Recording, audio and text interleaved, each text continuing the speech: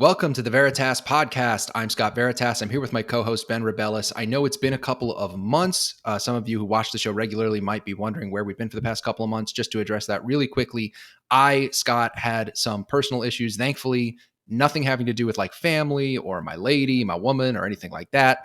It was job stuff. It was day job stuff, just some issues. I actually had to quit my day job. I had to get a new one. That takes a minute.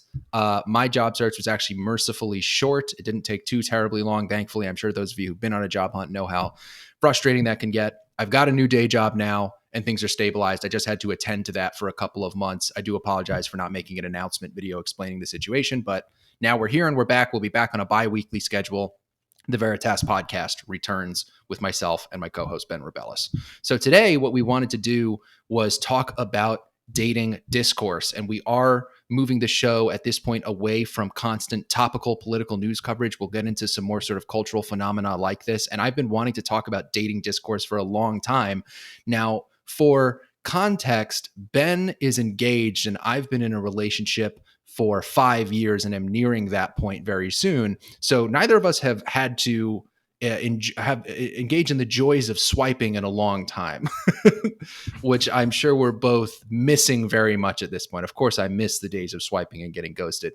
But I did want to talk about dating discourse because it fascinates me so much, and it's come up a lot in different forms with different sort of subtopics, including the wonderful mid versus hot discourse, which has propped up because of the Barbie movie and Margot Robbie. But I wanted to start off by talking about a particular genre of podcast that really fascinates me. And it is essentially the making women look dumb format, which that's what it's been called in sort of hit pieces and people who are critical of the format. The two podcasts that are most often cited are the Whatever Podcast with Brian Atlas and the Fresh and Fit podcast. The host, his name is Myron, and I understand that he's kind of adjacent to Andrew Tate, I think. It's not Andrew Tate's podcast, The Fresh and Fit, but it's sort of like in that manosphere world.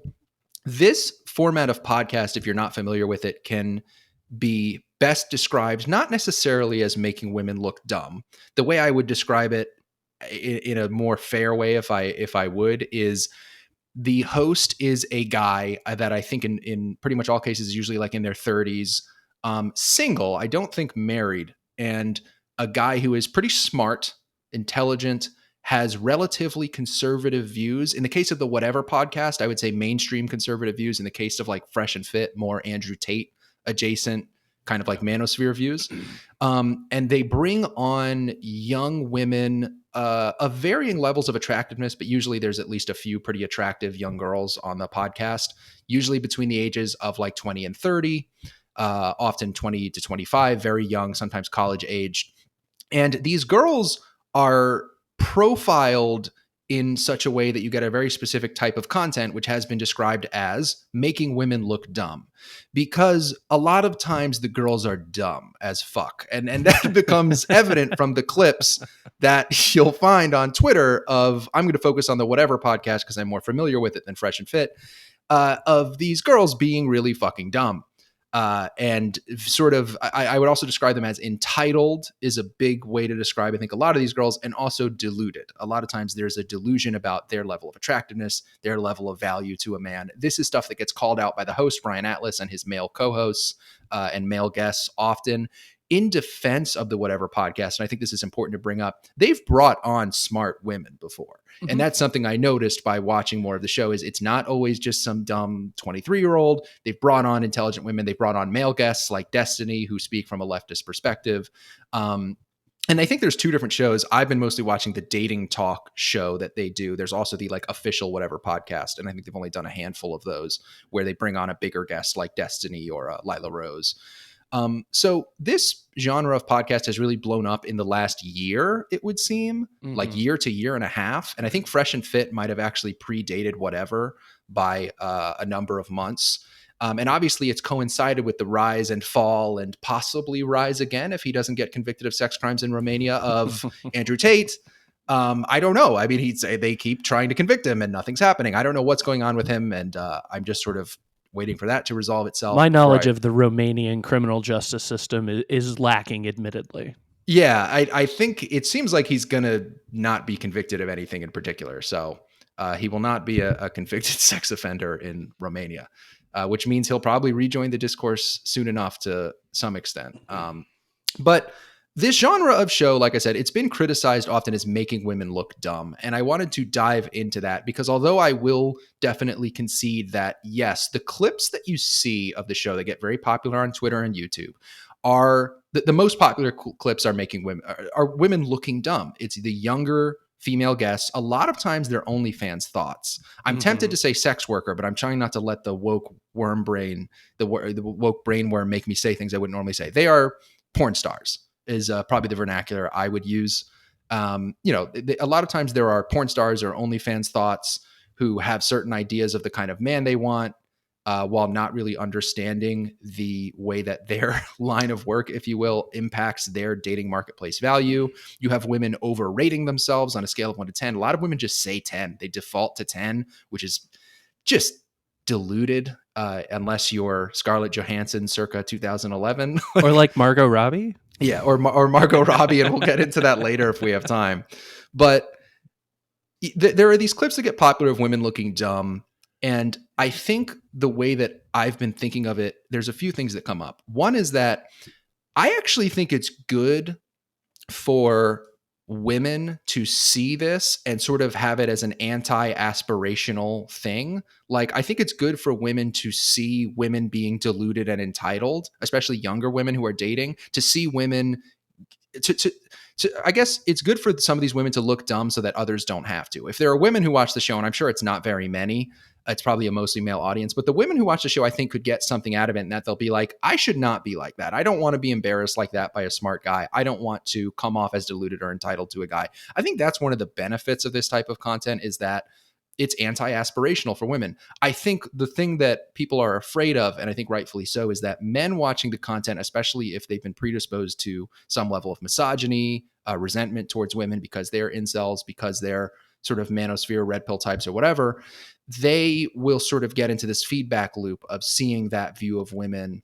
reinforced through these clips. And if they aren't watching the totality of the content, which includes some women who are quote unquote based, they had an episode a couple days ago talking about Jonah Hill, where Brian Atlas said, I have a very based panel today. You guys are all being very patient with Jonah Hill for his boundary issues, which we might get into later as well. But that was an interesting show because you had a more quote unquote based panel. But if you're only getting these clips of women being made to look dumb, of OnlyFans thoughts being slutty and dumb, it could definitely reinforce a certain view of women that many of the viewers might have. And I don't know what the exact demographics are, but I guarantee you that probably 90+% of the audience of this podcast is male and is probably on the younger side. But Ben, I know you've been digging into this content as well. I mean, what was your impression of the Whatever podcast and sort of the whole genre of, again, quote unquote, making women look dumb for content? Yeah, I actually by the way, hi everybody. It's nice to be back. I've been playing golf and getting some sun and, trying not to think about politics at all. But I actually have watched a bunch of Whatever Pod clips and full podcast. I've seen it live on Twitch before we even decide to talk about this. One, it's super easy to have on in the background while you just scroll Twitter and Reddit. Like, it's just this easy thing to have in the background. But I do think it's an insight on how younger people date, they think about politics, and they just talk. And on that last point, I've had to learn a bunch of terms that I've never heard before. Like, what the fuck does Riz mean? No clue. It was swag when I was in high school, and then before that, I don't know what it was called. Is it game? I've got game. I think game is a little more overtly sexual. Like, okay. Riz you can have Riz even if you're not trying to get laid, I think. Okay. Well, this is... For context, Ben is older millennial and I'm younger millennial. Neither of us are Gen Z. Yep, not a conversation I thought I'd ever have, and definitely not to be sent out to the public. But, second, the dynamic that's kind of been set up, and I think Brian does this intentionally, is we kind of see this conservative, whether that be, I think it's mostly TradCon, versus these kind of liberal girls they bring on. And that's one way to put it. I think the deeper split is people who have actually thought out and have reasons for whatever beliefs they have against those who actually have strong, against these people who have thought it out. And the other side to people who will maybe parrot the phrase of the day, but haven't really thought and don't have any justifications for it. And one thing that kind of bothers me about the show is the dynamic you're kind of getting onto is you've got OnlyFans girls, you've got Insta influencers, with some exceptions, of course. I think there's a girl who regularly talks with Destiny, who was on, and I thought did a very good job. But you've got these kind of girls whose whole being is, shallowness, right? It's, I'm a hot girl. I'll say, whatever, all trans women are women or whatever, Black Lives Matter. Again, we're trying to move away from politics, and I'm just sucking us back in. But they're willing to put those phrases out, but they've never had someone ask, well, are trans, like, what about a guy who just got convicted of rape and says that he's a woman now? Is he a woman? And like, they've never actually thought about that because they just know the phrase trans women are women. And I think the conservatives probably do better on there. It's a guy named Chase, who I think just, it's traditional conservative alpha male. Does he always wear style. flannels and he's got a beard? I don't know if he has a beard. No, Chase is a pretty clean cut guy. Okay. There's another, I know who you're talking about. I think I watched one yet today that had that guy. But conservatives can do this too. Like, I'm not trying to simp for conservatives here. Like, I thought it's a friend of the pod who doesn't know we exist, Matt Walsh. I don't think he did himself much favors.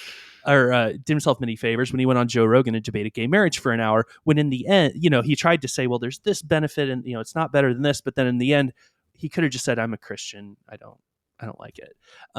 So I think that the dynamic that's actually being set up on Whatever is people who have strongly held beliefs who have a good reason for it, and people who have strongly held beliefs and have never thought about it. And that's kind of what ends up going on, at least in the political discussions I've seen. And then on the dating stuff, I think it's a really interesting dynamic of, you have, the panelists who are usually 5 to 6, mostly attractive girls and some dudes. And the female panelists have this like very visceral reaction whenever Brian or Chase says something that's even remotely traditional. Which is so great for viewership. Yeah, I was watching one today where so it's Chase was on the show, said that the best relationship he ever had was one in which the woman wanted to do everything that he wanted to do. And all these girls are like, you only like girls who do what you want to do. Isn't that controlling? He's like, no. I'm not being controlling. I'm just saying, like, this girl loved me so much that she wanted to do all this stuff that I wanted to do. And I just really liked that. And one other aspect for I throw it back to you is the pool from which Brian's pulling his guests. So sometimes I know that some of them request to be on so they can, get more get more viewers for their Insta or their OnlyFans and all that. And I think he's mostly pulling from like, what are they in Santa Cruz? Like, we're talking about, LA, California area. Yeah. So, I mean, there's also, I'm not sure Whatever Pod plays the same if he had to pull from, Oklahoma and Nebraska. Yeah, it's, there is, you mentioned that, we don't necessarily want to talk about politics on the show, but there's always going to be an undercurrent of politics, including in this case, because what you're talking about is, it does seem like they profile a certain type of woman to come onto the show. And these women all sort of share a sort of thin film of feminist politics. They're not feminist theorists. This isn't Jessica Valenti coming onto the show. These are women that have like 2014, 15 era, like sort of the patch that women all got, kind of the update that women got around. Like, if you were a woman under if you were a woman under the age of like 25, especially if you were like a college aged woman in 2014, 15, you got an update. Like, I was there, I was in college at the time, and you just got this like feminist update, like a patch, like to your CPU. And they all sort of have that thin film of like what you might call BuzzFeed era feminism, when BuzzFeed was like dominating with like 15 reasons why rape culture is so pervasive in America, like, mansplaining, manspreading, blah, blah, blah. So they all have that sort of politics, and it does work its way into their dating lives. You can tell that it impacts their views of men, it impacts their views of dating, it impacts their views of marriage and how the genders relate to one another. And one of the things that is such a big part of the show is, yes, sort of the outbursts and the clips that always say like feminist walks out. Like, that's great for content. Somebody walking out, storming off is great. And they get a storm off, I think, once every 3 or 4 episodes. It seems like they get a storm Brian off. Kicks like people off. Yeah, he kicks. Yeah. He either a storm off or a removal from the show seems to be a pretty regular occurrence. Which I like, by the way. I think you should kick people off. He kicks people off usually when they exceed a certain threshold of disrespect towards him. And I think that's good. It's actually nice to see a man assert, it's not dominance, it's just self-respect and respect for his show and respect for his co-hosts and respect for the other women who are there as guests being respectful. I do like when he kicks people off. And that's actually a reflection when he talks about like his dating preferences and his boundaries, like kind of on the Jonah Hill discussion. Like he says, listen, my girlfriend, whoever I'm dating, can do whatever they want, but I have certain expectations. And those expectations, like if you don't want to live up to them or abide by them, that's fine. But this is what I want. And he does the same thing with the show, really. He's like, I don't want over promotion. And I know there was a show a couple weeks ago where all the girls showed up with their Insta handles on like tank tops they were wearing, like this is collective. And he just said, no, all of you go away. Like, that's not what this show is for. Wow. And like, so he just did a show with him. And I think Madison's the name of the very attractive Asian girl that wears the Prussian helmet. Yeah. Prussian helmet. Who's like a mascot, but she says stuff, I guess. Usually she's pretty quiet. Yeah. but I noticed her with the hat in the background. But that is a big part of like how he manages that show and how he talks about his dating life is like you need to have these limitations and boundaries. And yeah, you can do whatever you want. Like you can be a modern person and think that your significant other can do whatever they want. But if it violates certain lines, like then that we're just not good for each other. And that's the thing about the feminist 2014, feminist 3.0 update, kind of that third wave feminism update, is that it really told women a few things. And one of them was like, never apologize. There are no limits. There are no boundaries. You should not limit yourself in any way. You are limitless. You are awesome just the way you are. Don't improve. Don't change. Don't let a man get you to apologize or talk down to you or condescend you or explain something to you. It really, that little update that women went through in like 2014, 15, particularly if they were under a certain age and they were on Tumblr and Twitter and BuzzFeed or whatever, it did so much damage to gender relations. And you really see that on the show because there is this undercurrent of politics. Like the politics is somewhat subtle, but yes, from the male side of the panel, you usually have kind of tradcon beliefs. And from the female side, you get a lot of, and some of them are not at all, that some of them have much more traditional views or conservative views or centrist views, but most of the time they have these sort of like thin film of feminism. And it seems to have given them a lot of their entitlement. The word that I think you would use to describe these women more than anything is entitlement, because it comes up when they're talking about, should a man pay for everything? A lot of them think yes, which is strange. And it's always pointed out to them that, what are you providing in exchange? Are you guaranteeing sex? And they say, no, I don't have to guarantee anything. And it's like, well, then what's the exchange? But there's that sense of entitlement because women have been told through the sort of feminist update, like, you take everything, but don't give anything. It was it was such a toxic time, that 2014. It lasted from 2014 to about 2018. I think it met its climax during the Kavanaugh confirmation hearings. That was like the climax. That was the final scene of like feminism, third wave 3.0 update. That was crazy, by the way. Because that was when it became entrenched in sort of democratic politics, and you could see the results of that. But from 2014 to 2018, there was so much damage done, and I was in college at the time, so this hit me pretty goddamn hard.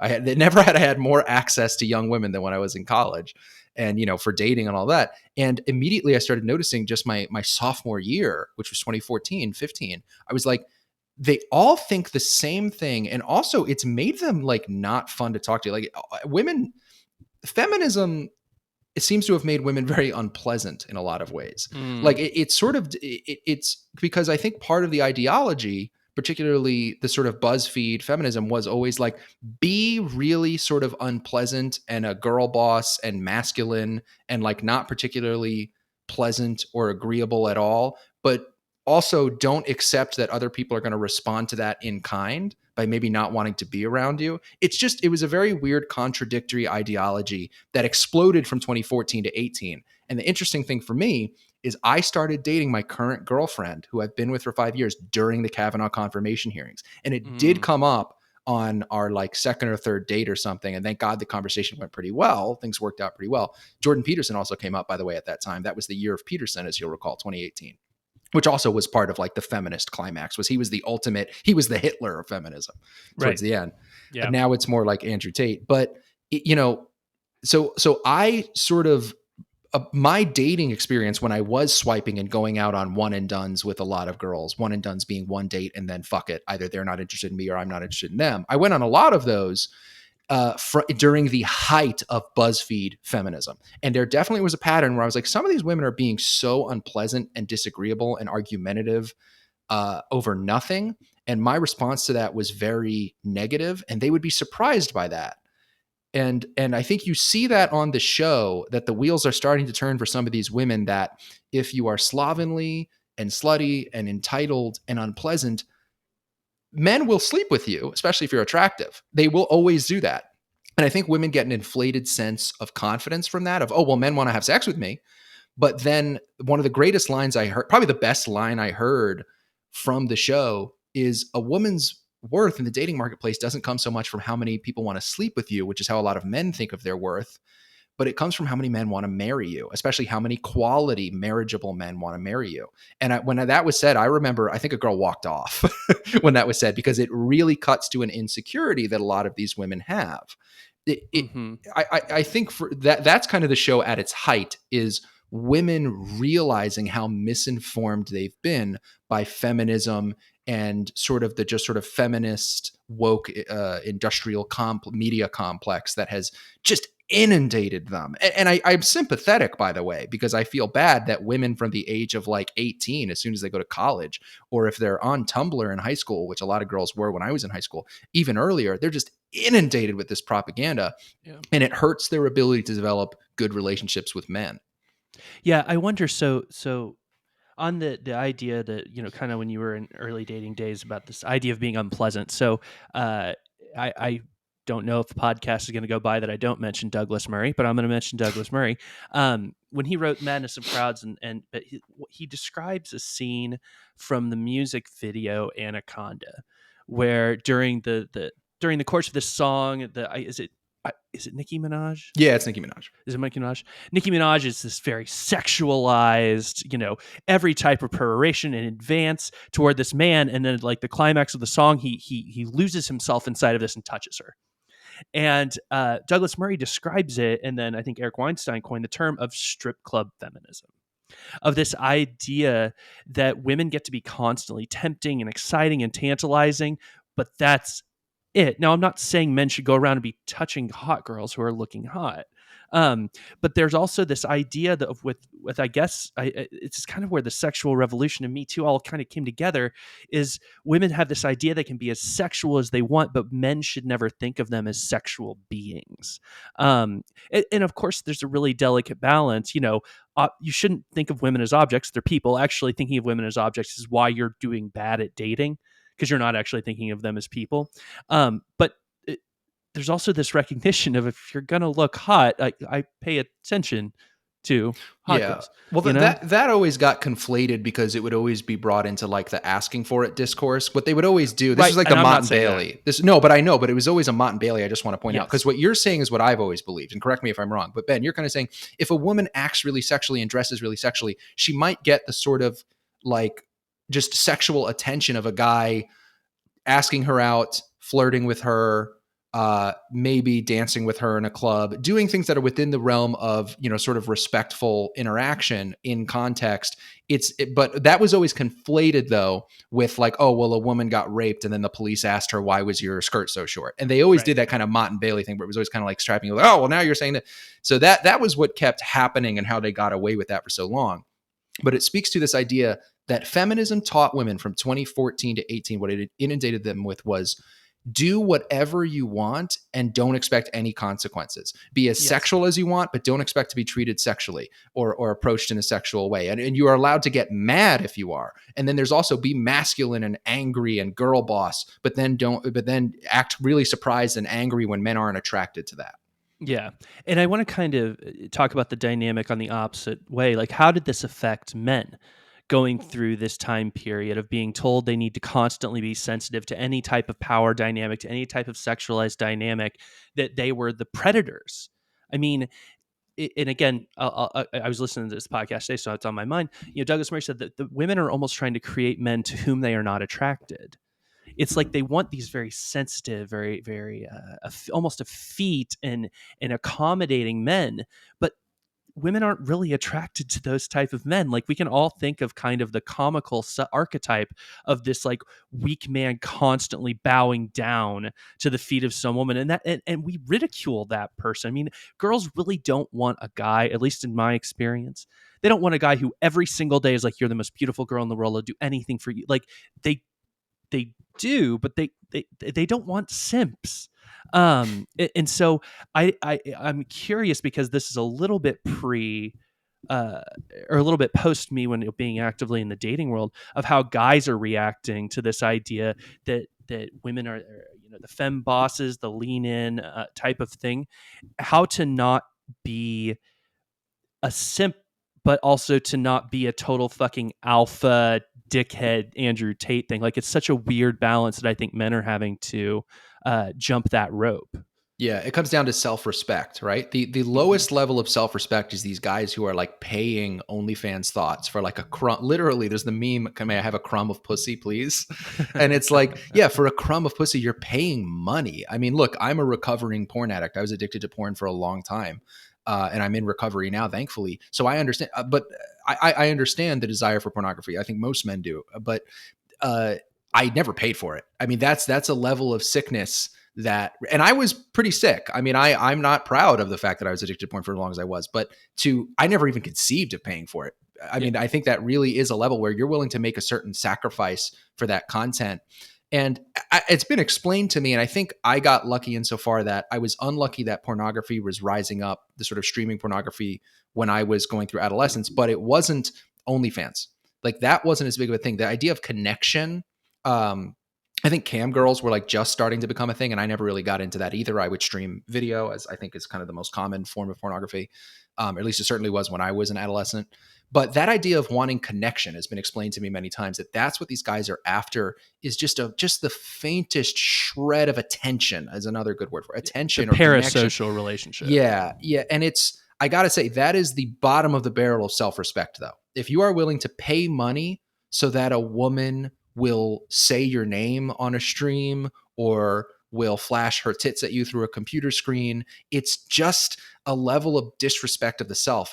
I've heard it described by people on Twitter as like a form of self-harm almost. It's denigrating yourself and debasing yourself to such an extent that you have to dig yourself out of that. Like, I generally support men not watching porn at all. But if you're paying for it, and if you have any inkling of an idea that you're actually connecting with the person through the screen in any way, despite the fact that you can see usually that there's all these other men doing the same thing at the same time. You can see all the other men sending the little hearts or whatever. I don't really know how OnlyFans tokens. Yeah, tokens. Whatever. I don't really. Yeah, whatever it is. I think there's some kind of like fake currency. I don't know. But whatever you're doing, you can see other men doing it. You should know that it's like a facsimile of a facsimile. It's not even close to real. It is fake on so many levels. It is on a computer screen. You're paying for it, which makes that's the big one that makes it even more fake. And there's a bunch of other people getting it. It's fake on like 4 different levels. Yeah. And so it's almost as pathetic. I don't know if I've mentioned this on the show, but I have a side gig that OnlyFans. No. No one is OnlyFans paying for pimp. that. Yeah. That I host trivia nights in bars. And I used to host at this place. It didn't last long. That was like one of these like Hooters knockoff places. Like, it wasn't Hooters, but it's like, the whole concept of scantily clad girls at a bar, that type of thing. And by the way, worst place for trivia ever, because you know what the clientele is? Dudes sitting alone at the bar, drinking and waiting for some girl to talk to them, and they are not interested in anything else before. But I'd go there, and it was almost more depressing than a strip club. It was just these dudes who are fed, are satiated on this idea that for this temporary period of time, for a purpose that everyone knows about here, everyone understands this transaction, but they felt that attention for like that half an hour they were there. And in OnlyFans is almost pathetic in a way worse way, because you're not even getting like the light touch on the arm to be able to see the person or the scantily clad girl, call you sweetie and be right there. Like, man, I can't. Paying for OnlyFans is, especially, I mean, I guess it would be one thing if you paid for OnlyFans, just like you might pay for like Pornhub Premium. Like, you think this girl's hot, you want to see her naked, fine. But when you're the one who's like sending her messages and like enjoying the ones you get back, that type of parasocial shit is just pathological to me. That's a level of whatever the bottom of manliness is that I hope I never want to reach. Yeah, I also think it's a sign of deep unwellness. I think you're mentally ill. I think if you are paying a significant amount of money for like personalized pornography, I think you have a pornographic pathology. I think you have exceeded porn addiction and I've reached a point where I would consider that person deeply unwell. And I really fear, I don't know what percentage of men, it's probably like less than 1% that are really paying a significant amount for pornography. I don't think that's super common.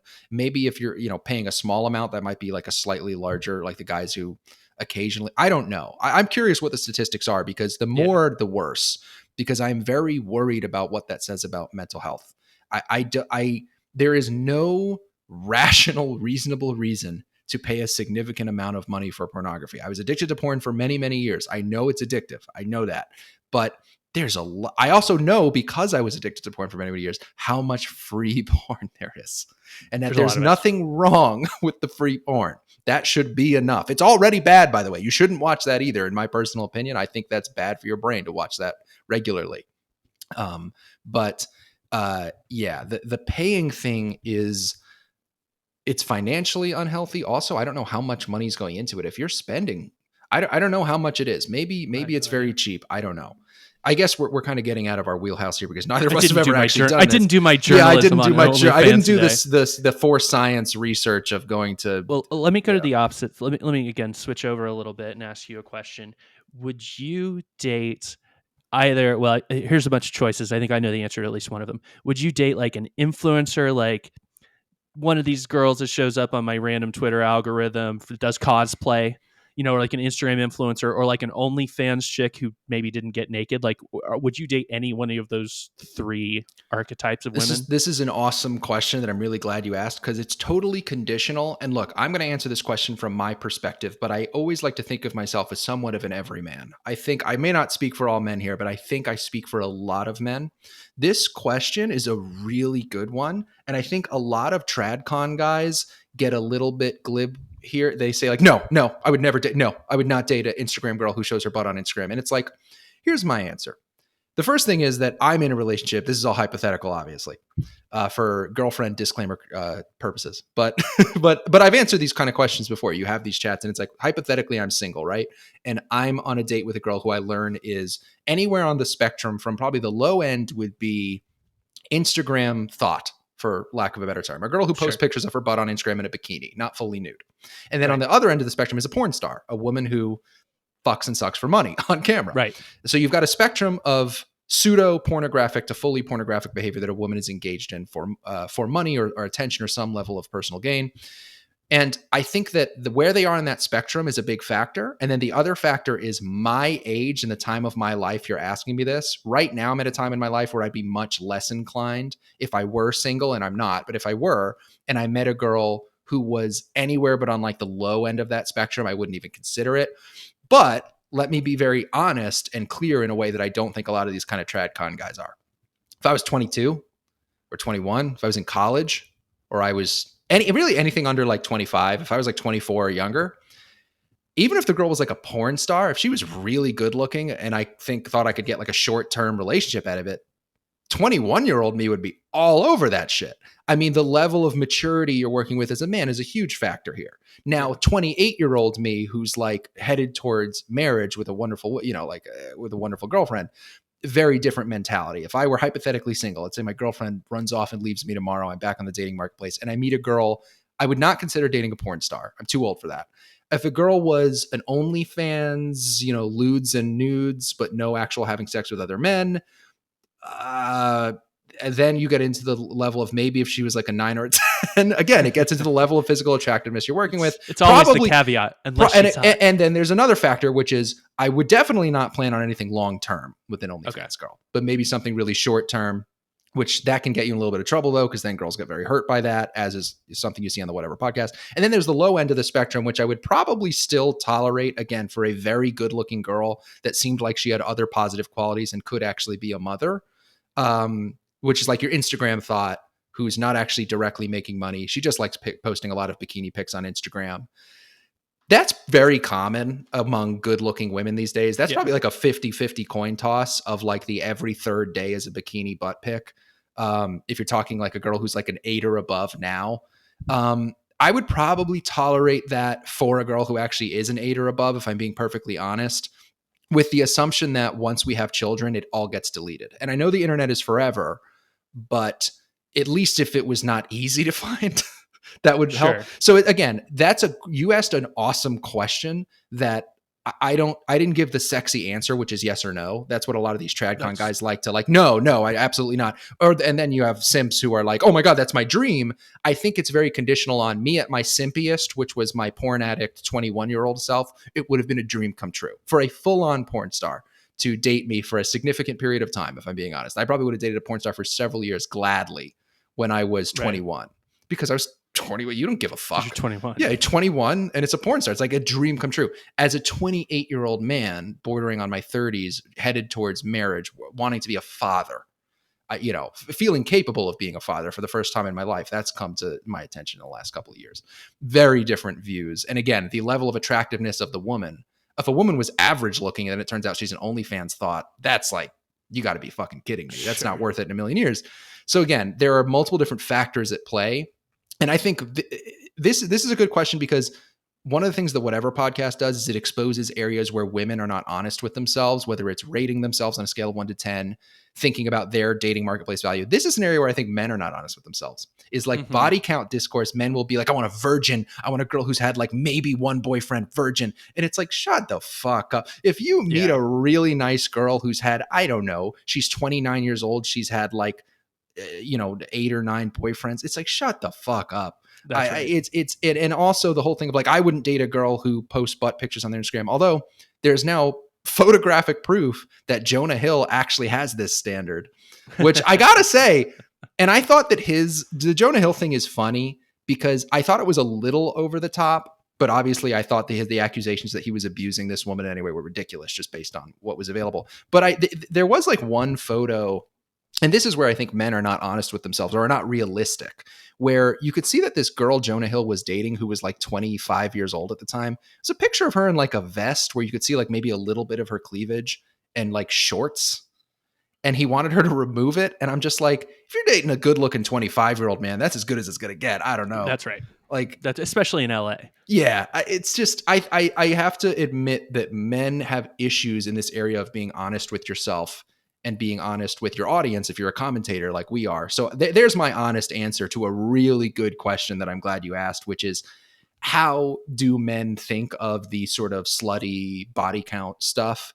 And I think it's conditional on the factors. How attractive is the woman? Short-term versus long-term is a huge one. Right. And then the level of, pornographicness, for lack of a better term, the level of explicitity in the material available, and the age of the man, the age and maturity of the man is a huge fact. 21-year-old me versus 28-year-old me, night and day.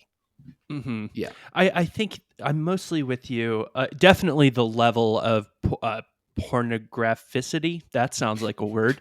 I think I would I don't think I could do nudes. Like lascivious bikini pits. I think nudes really, that'd be too much for me. But I'm mostly controlled by the fact that I have always been very much like a relationship guy. Like I definitely, and it caused me problems for a long time in dating. That if I was going on a first date with a girl, I was trying to evaluate, can I make this work? Even when you were like in early 20s? Even I grew up listening to Dashboard Confessional as my favorite band. So you were a romantic man from the get-go. So I've always been like that. Yeah. I think I'd have. So I'm trying to. I'm thinking of a couple specific like hot cosplay girls I've seen. Like, I would date this? I think the answer is probably I would. I'm a little bothered. I think I would be a little bothered by the whole parasocial relationship that I think those people have to maintain with their kind of crowd to keep their popularity. I could maybe compartmentalize that a little bit. But I think it mostly is just like the long-term prospects and the level of nudity are probably the two biggest things that would matter to me.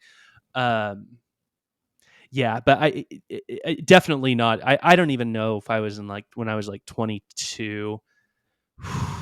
Trying to think of who the big porn star of the day would have been back then. Okay, I probably would have tried to hit that.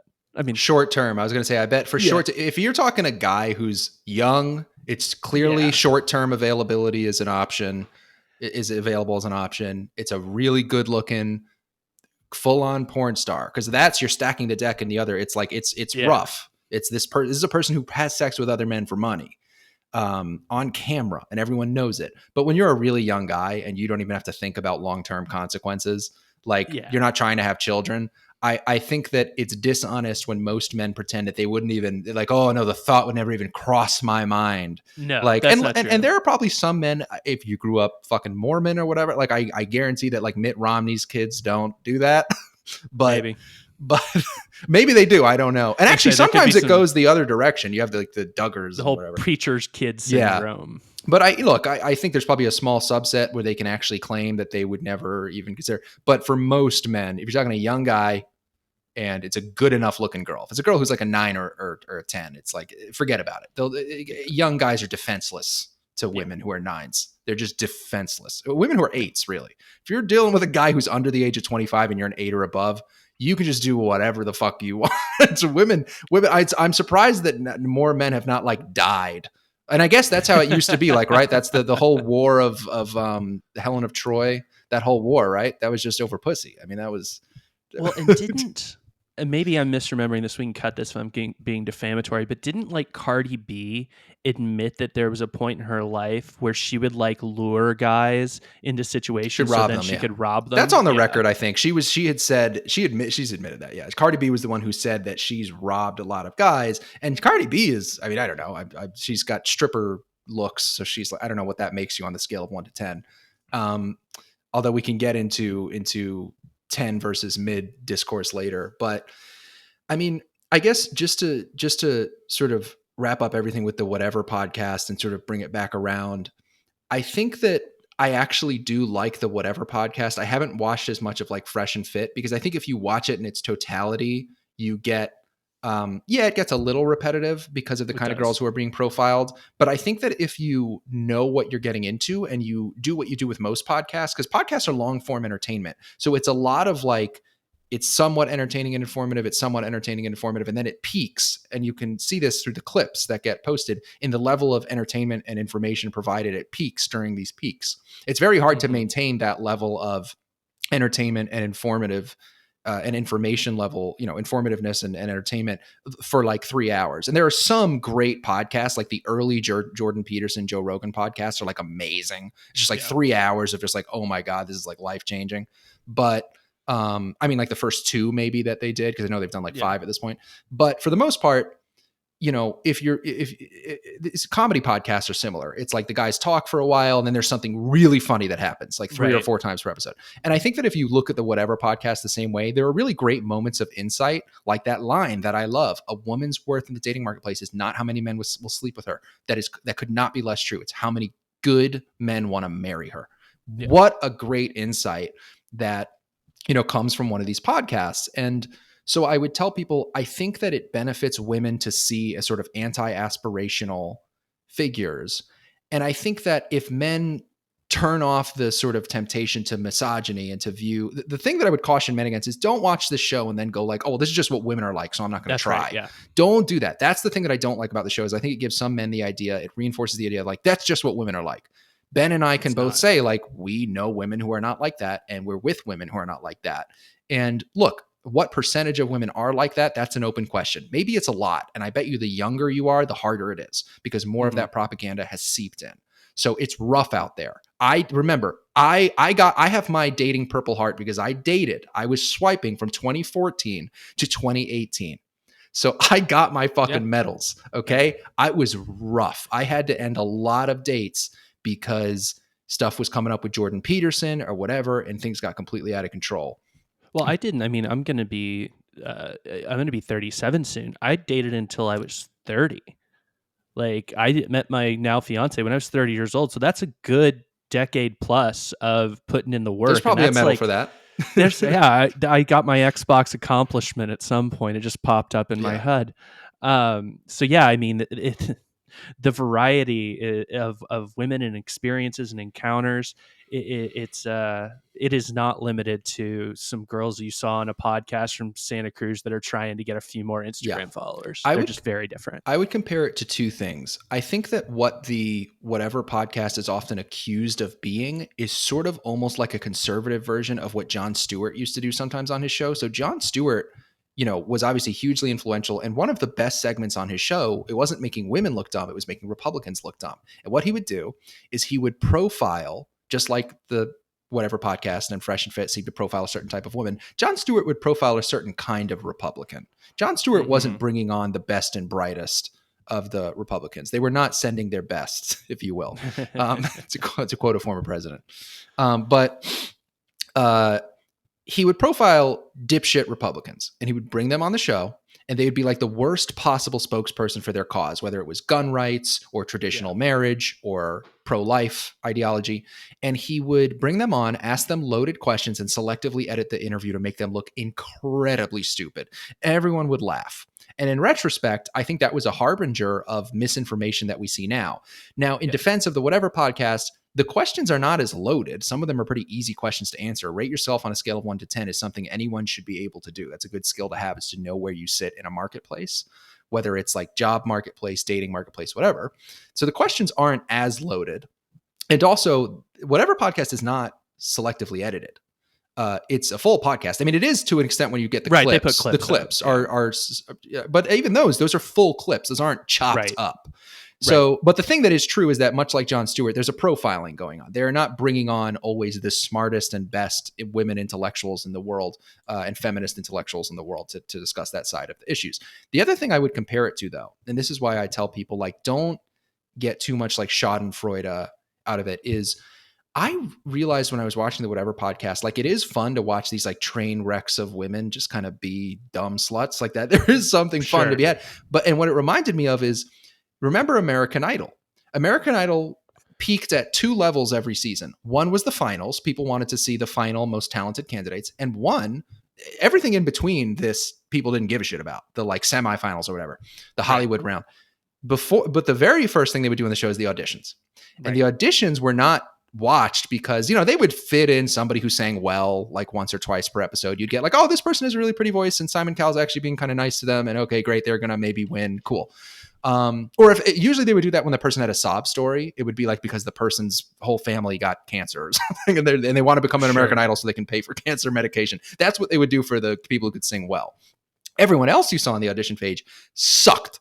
They were awful singers, and they were deluded, much like a lot of these women are deluded, and they were entitled, much like a lot of these women are entitled. These were people who actually thought they were deluded and entitled into thinking they could be the American Idol, that they were a great singer, that their talent, entertainment market value was so much higher than it actually was. And people would watch that and get this, like, look at that fucking stupid moron. And it's very similar to this, look at that dumb slut. And in retrospect, a lot of these people were mentally ill, because if you think that you sing like Mariah Carey, but you sing like a goat getting its nuts twisted, that's a mental illness. If your level of connection to reality is so poor, and some of those people I know were stunts. I think some of those people went on. And my theory has always been that they have bad friends.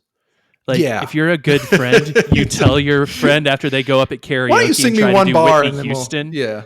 You're like, no, you don't sound like Whitney Houston. Everyone in here just stabbed themselves in the ear. Like, don't go on American Idol. Yeah. And some of these people should tell these girls, like, don't go on the Whatever podcast. Like, look, and some of them I know they're OnlyFans thoughts that they get the followers or whatever, and they don't care what they come off as long as guys want to pay for their fucking titties or whatever. But some of these girls really do come off. Some of these girls are not porn stars, and they just come off like assholes. And at some point, their mom or their dad or their friends, somebody should have told them, like, hey, you have a poor sense of self and are not in touch with reality when it comes to your market value or whatever. So that was a comparison that I came up with that I thought was pretty apt. And I think we can maybe leave the Whatever podcast there for a minute, because there was something else I wanted to do with the show in the spirit of the Whatever podcast, which is, there's a show where they ask women a lot of these pointed questions. And we kind of got into this earlier because Ben asked me a very good question about how much you're willing to put up with thoughtish behavior, if you will, for lack of a better term, in the words of the Gen Zers. But Another question that comes up a lot in dating discourse is red flags and green flags, especially red flags. Red flags being things that you find out early in a relationship that make you want to run away. Green flags being things that pique your curiosity and make you think this person could actually be a long-term partner. I wanted to discuss some red flags and green flags because women are always getting asked, especially for red flags. That's what people really want to see on TikTok, on the Whatever Podcast, and these other shows. They're being asked for red flags and green flags. So I present to you now the Veritas Podcast edition of Scott and Ben's top 5 red flags and top 5 green flags as men dating women. So these are things that you find if you're a man dating women. If you're a woman or a gay guy, just fuck off. No, I'm kidding. You can still listen to the show, but it might not be as relevant to you. But if you're a straight guy, this is the top 5 red flags, top 5 green flags. So can I take us on a quick tangent before we get into the list? Yeah.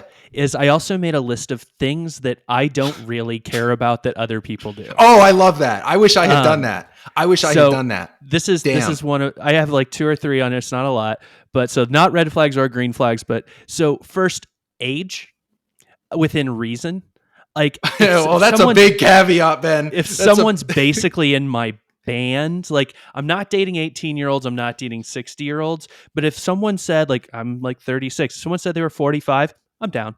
You know, if they said they were 28, I could probably get do with that. But like some people are very sensitive about age differences, and I feel like I don't have that sensitivity. Are you able to say what is the approximate age difference between you and your fiance? Just a year. Okay, same with me actually. Mine is 1 year older than me. Yeah. Don't really care about money differences, like income differences. Like it doesn't matter to me if I make more or they make more than me. And some people get real hung up about that. And I kind of, and we may, I don't really care about body count.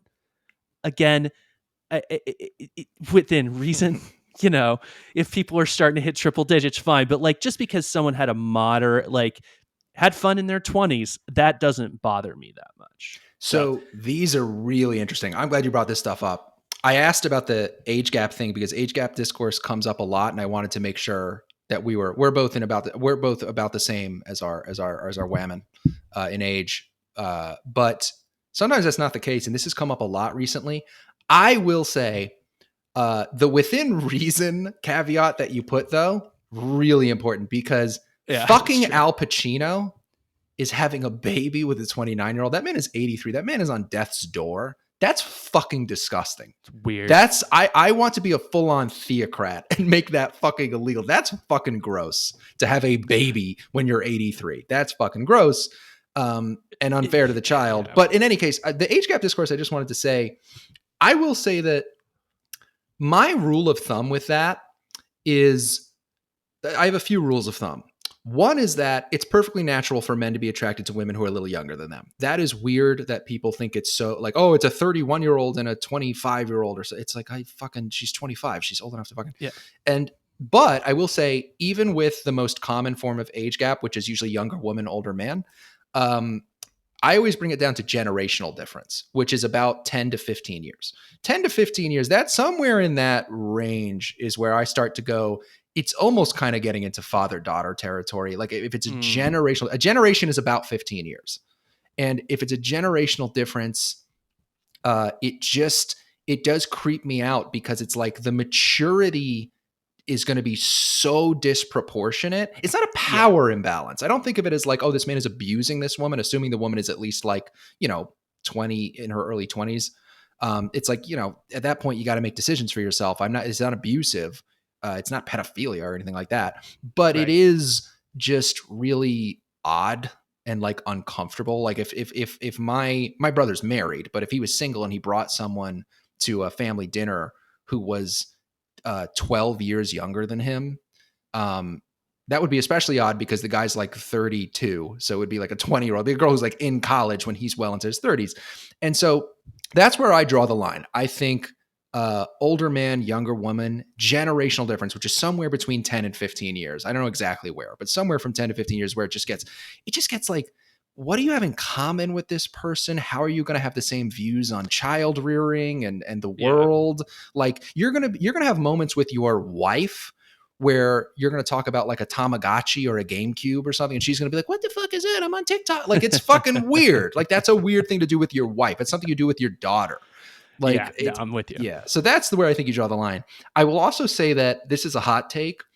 Men with older women, do whatever you want, but at a certain point, it's fucking weird. It's just fucking weird because it goes against your biology. So Emmanuel Macron is the president of France.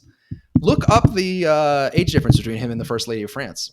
It's 24 years. That's a lot. Emmanuel Macron is 24 years younger. That's fucking weird. And the other thing for him is that she was a teacher of his. And there's always been claims that like they never did anything until he graduated. It's like a whole thing. But even if it's like, again, I think for a man with an older woman, I personally think it's just odd when it's even like a 4 or 5 year age difference, just because it makes it very hard to have children, assuming you don't want to have children until your 30s, which I feel like is most guys. It's also just, it goes against your biology. And look, my girlfriend is 1 year older than me. She's like less than a year. It's like a few months. It's over 6. It's between 6 months and a year. And so it's about a year. And it's just kind of like, that doesn't really impact things a whole lot when it comes to like the children and stuff like that. But at a certain point, I would say like, and this wouldn't be news to her. I don't think she really watches the show often, but even if she did, we've already discussed this, but like, if a woman was like even 3 or 4 years older than me, it would just be like, yeah, it's just not really for me. And then once you get to like 5+ years, I start to question a guy's kind of tastes, because it's just odd to me. It's like wanting a steak well done. It's kind of like, there's nothing inherently wrong with it. That is a hot fucking take. It's just like that's not what you're supposed to do. Like a steak is rare. Like women it's supposed to be about the same age or younger. Like to me, that's all right. What it Don is. Lemon talking about when yeah, that was prime. Fucking crazy though. That was talking about a presidential candidate. So anyone that doesn't know, Don Lemon said that Nikki Haley was not in her prime because she was 50. And he said women are in their prime when they're in their 20s, 30s, and 40s, maybe which is a huge range, by the way. He was talking about fertility. But which by the way that's is not true. How it came off. It's true that no, but that's the thing is that that was crazy, and he's since been fired. And I know it's been for a number of reasons. That was so funny because he completely didn't understand how what he was talking about had nothing to do with Nikki Haley. Nikki Haley is not a porn star. Nikki Haley is not an actress. Nikki Haley is not a pop star. She's a candidate for president of the United States. She has children already, as I understand it.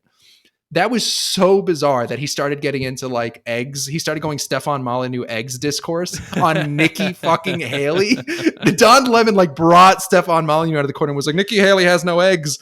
And it was like, Nikki Haley's running for president. She's not fucking on camera. What the fuck? She's not like having babies. It was so weird because he was right about fertility, which is that women have a very hard time having babies in their 40s and up. That's true, but had nothing to do with the fact that he was going like, well, she's not in her prime.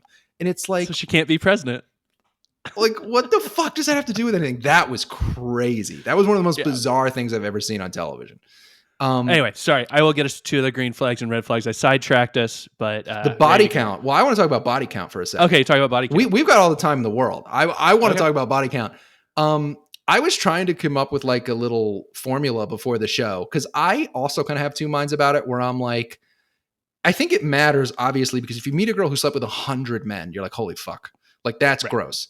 But then you have guys on the other end of the spectrum who are like virgin, maybe like 2 boyfriends or less virgin. Like, and that's also the virgin thing is crazy to expect a girl to be like virgin past the age, especially a good looking girl who's getting cock thrown at her every day.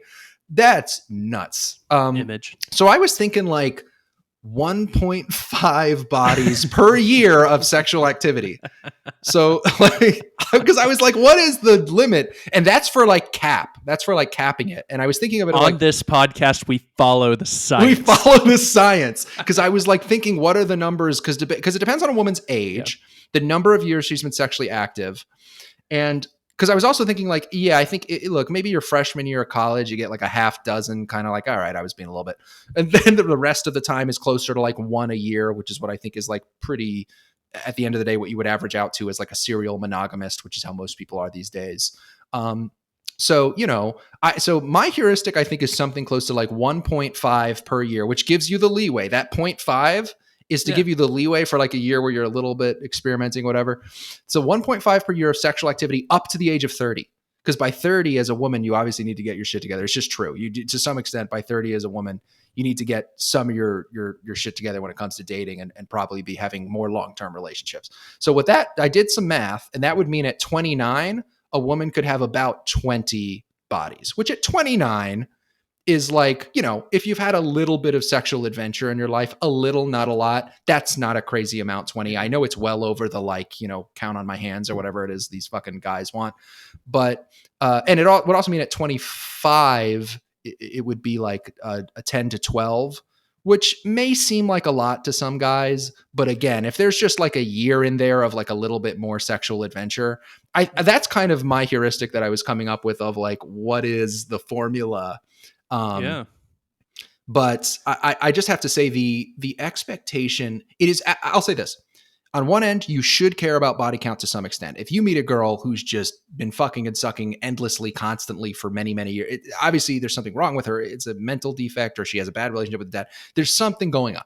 If a girl slept with 50 guys by the time she's 23, there's a problem there. And she's not ready to be a mother. She's certainly not. If that's what you're interested in. On the other hand, the expectation of a virgin or near virgin of especially women who are in like their late 20s or mid 20s even, is bizarre. And I don't know how guys can say that with a straight face. And I don't think they truly actually mean it. I think it's one of these tradcon things of trying to prove how, because, some guy who says, I'm in it for a mother, and there's like no more that, is he really going to be like, okay, 10's fine? So first of all, I think there are better statistics to describe what I'm trying to get at than body count. Because I think what that number is kind of a proxy variable for an attitude about relationships, an attitude about sex, that I think is what you're really looking for, is someone who has a healthy relationship with sex, with how they interact with the opposite sex. So yeah, I mean, if you get to the extremes to 0 or 100, if we're going to consider those the extremes, obviously I think there are problems on both ends of that spectrum. In the middle, I mean, maybe someone's got I want to see the distribution, right? So, if it's like high at a young age and then levels out, the absolute number may not matter. It's kind of like when colleges want to look at your senior grades. That happened to me. My colleges wanted to look at my senior grades because my grades went up in high school, but they were bad at first and they got better. So it's better than the alternative. It's sort of like they want to see like, okay, so you had a phase in college where you did like, okay, there was 1 year where you had like 8. That's pretty high for a year. But then ever since then, it's been like 1 per year. That's a lot better than it was 1 per year. And then it was 8 last year. I would like some of those box and whisker plots of first and third quartiles, and where the mean, median, and mode breakdown. Maybe a little bell curve. Who knows? You want to know what percentile? But it's trying to represent, like, whatever body count means. I think what people are taking from it and why they care about it is, how does this person interact with the opposite sex? Are they just slutty? Are they prudes? How old are they? How often did I think that's really what people are getting at, and body count's kind of this proxy variable for it. Yeah. And what I'm really trying to get at, the variable is just kind of, how do you interact with the opposite sex? Yeah. All right. Well, I know we wanted to do our red flags and green flags. Are you good for a slightly longer show today, Ben? Yeah, let's roll. Right, let's do it. We are probably going to increase the length of the show anyway, because we're having guests on soon. So yay. the way that I want to do this, let me get my green flags and red flags up, is I think it would be fun if we alternated for each number. Okay. So we'll do my number 5, your number 5, my number 4, your number 4, and we'll go from there. Let's start with red flags. Those are more fun anyway. So for me, and I did cheat a little bit here, but I felt like I had to get a lot of things out of the way. Number 5 red flag for me is all appearance related red flags. So most notably would be being like 25 plus pounds overweight, like significantly overweight, extremely short hair, excessive tattooing and piercing, neon hair, any other sign that a woman does not want to put in like bare minimum effort to look good to a man is, and again, look, I gave a little leeway with the overweight thing because like I'm 20 pounds overweight. People gain weight. I'm talking about somebody who's significantly overweight. I think there's a little bit of leeway with this that you can have, but like, I think women should have medium to long length hair. I think that like excessive tattooing, what all these things send as a message to a man when you do them, especially when you do all of them, by the way. There are lots of women who are like, give me everything. They go to the menu of ways to be unattractive to men, and they're like, all of it. I'm going to be fat, but pierced, tattooed, neon, fucking everything that makes me look like an alien, I'm going to fucking do. And it's like, what these things say to a man is, I just don't care what you think of me. Which sounds girl boss from that. If you're trying to be a girl boss, great, congratulations. But from a man's perspective, does not exactly imply long-term potential. So I wanted to get all of those kind of out of the way at once. The weight thing, I'm very sympathetic to. I put around like 25, 30 pounds. Like that's a good amount of chunk to be hauling around. Right now, I'm like 15 pounds overweight myself. So I get that life is not easy and that stuff happens. But women, it's just a big thing. Men don't really like fat women. It's just kind of a general thing that has to get dealt with. And I think men do get a little bit more leeway. I'll say that. That's one nice thing about being a man. You can be 15 pounds overweight like I am and be a cute, cuddly teddy bear. Women, it becomes a problem fast, especially short women. But anyway, I don't know what you think of those, Ben. No, that's probably right. I think what people are looking for, and we can call it overweight, we can call it, do you take care of yourself? Do you respect yourself enough to, not necessarily be, Margot Robbie skinny. I'm just going to keep coming back to this because I find the whole thing hilarious. But there's a certain amount. And also, so this kind of ties in, like the tattooing thing ties in with kind of my number 5, which is drama and histrionics. Is if you find a girl who just loves the argument, who is this over theatrical, girl who's completely tatted herself up, piercings everywhere, but more so, I guess, from a personality. Like, I don't want someone who constantly needs attention, and likes to have drama about that. Like, that's immediately a turnoff for me. I'm only going to do this when they match up almost perfectly, but it's funny. My number 4 red flag is gets defensive, combative, or argumentative easily. Very similar to what you said. Yeah. Look, guys, life is easier when you have a woman. She doesn't have to be a completely submissive trad wife fantasy, but if you have a woman who gets defensive or argumentative easily, who likes drama, kind of more in the wheelhouse of what Ben was saying, because they're slightly different red flags, I think. They are different. I think yours has a lot to do with maturity, and mine has to do with temperament, but they're similar insofar that your long-term ability to be happy as a man, because look, if you end up with a girlfriend or a wife, you're going to have fights, you're going to have arguments. That is life. I consider myself to be very, very high up on, my communication skills and conflict resolution skills. I still fight with my girlfriend sometimes. We don't ever have screaming matches, which I'm very grateful for, but we fight sometimes because that's life. I've been with this person for 5 years. That's just how it is. But if that's something that's happening regularly because your woman is either, as Ben was saying, is just predisposed to like drama, overreactions and emotionality, not in control of emotions, maybe has bipolar disorder or something like that, unmedicated or unregulated bipolar disorder, I should say. If that's the case, the woman is a number of things. It's a lack of maturity and it's insecurity. It's getting defensive easily, which men do this too, by the way, but this is just, we're talking about women. If a woman gets defensive easily, that level of insecurity and immaturity and just unpleasantness, that will wear on you. You might be able to put up with it. Maybe this girl's really hot. Let's stack the deck in that category. Maybe this is a really hot girl. You're 23. You've met a really hot 23, 22-year-old, but she's always fighting with you. It seems like you can't get through a conversation. That will be something that you'll put up with for the sex, probably for like 6 months or so. And if you commit to that for years or decades, even though, you will get worn into dust. Yes. You will get worn into dust. I've seen it happen to people, and it's ugly. I mean, I imagine a lot of divorcees. My parents got divorced when I was a kid for totally different reasons. It was nothing particularly major.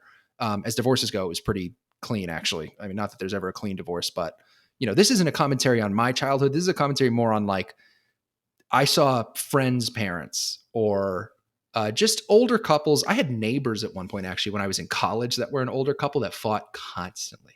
And it got so ugly. And they were in like their 50s.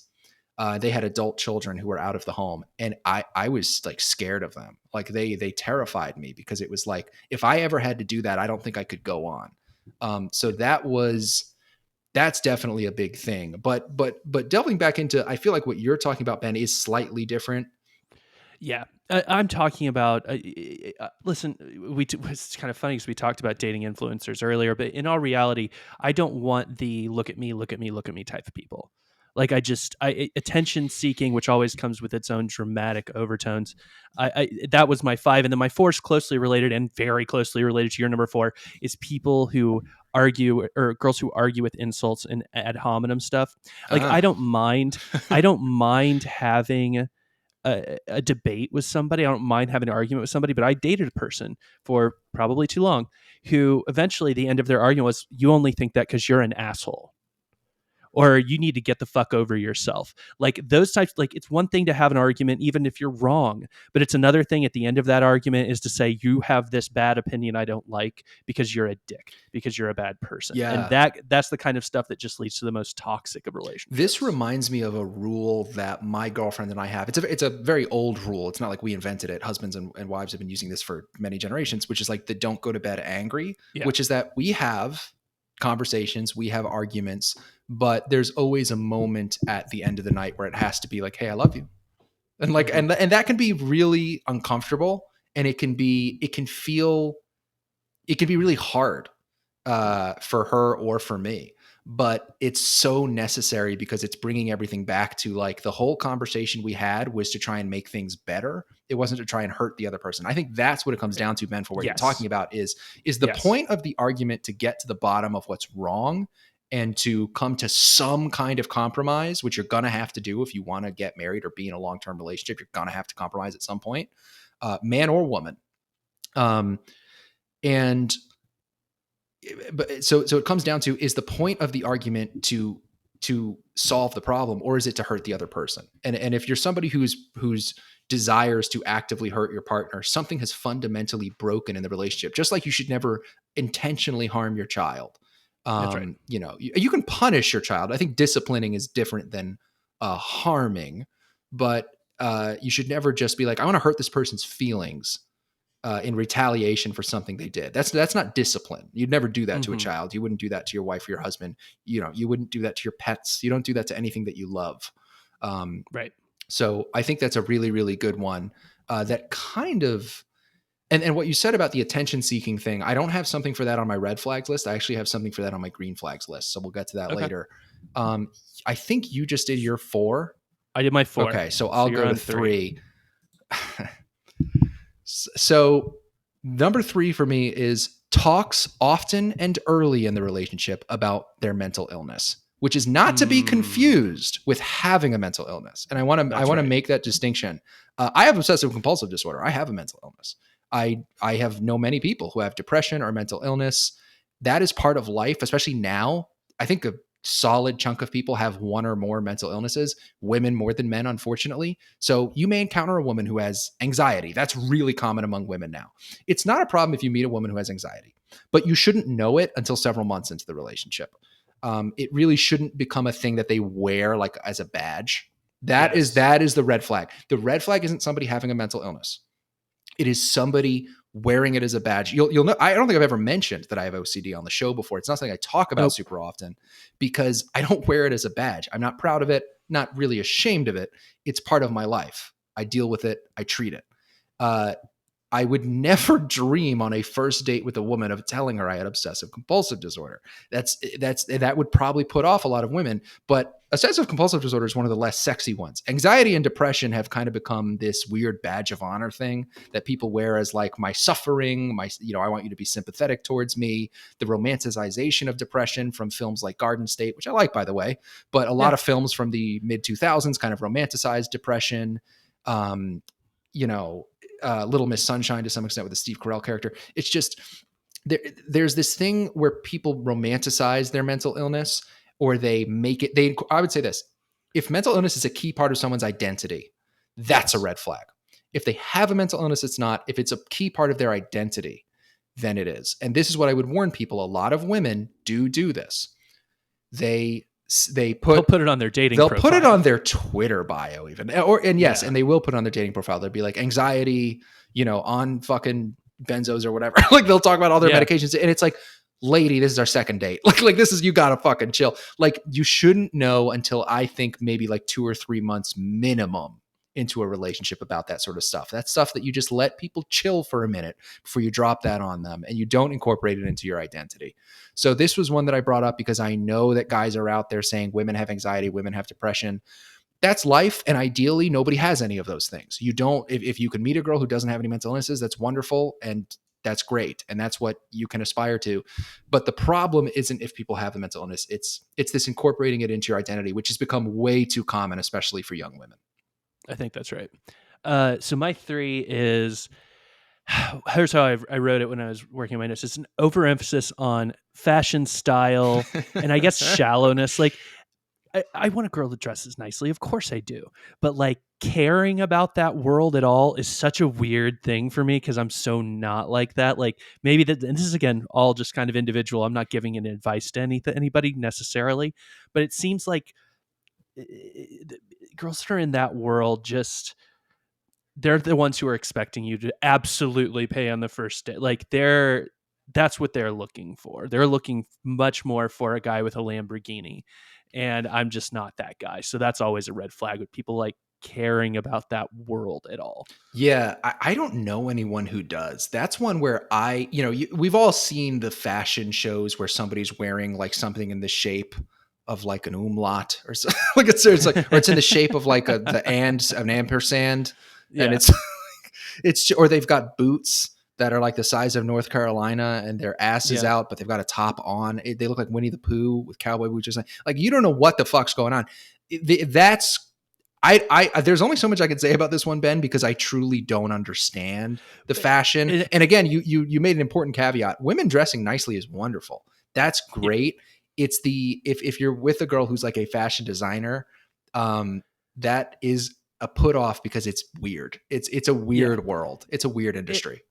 And I can also give you a little bit of the motivation behind this one is I was in college really with the rise and like the peak popularity of like the Kardashians and like the starting of that. And I always thought girls who like wanted to be like them, that was a huge red flag to me. Is like wanting to have that spending value a lot of money to be like that. The bags, the clothes, the makeup. Yeah. That's right. That's kind of where that comes from. Is just like that was really big when I was dating and I was in college, and like it was always such a big like red flag for me. Yeah, we both got that because for me it was just the younger Kardashians. So you had like Kim, Courtney, and the less attractive one that nobody cares about, and then I had like Kylie and Kendall. So the Kardashians were always fucking with our women, but for me it was just a younger generation of Kardashians. Yeah. My number 2 red flag is these do get. There are a lot of women listening to the show who might. This gets into more whatever podcast stuff that if I was on that show, I'd be in a lot of trouble. But thankfully, I'm not Brian Atlas and I don't have to deal with that. Number 2, red flag for me, drinks a lot of alcohol or smokes a lot of weed past the age of 24. So I'm going to give a little bit of a pass to women and men who are young.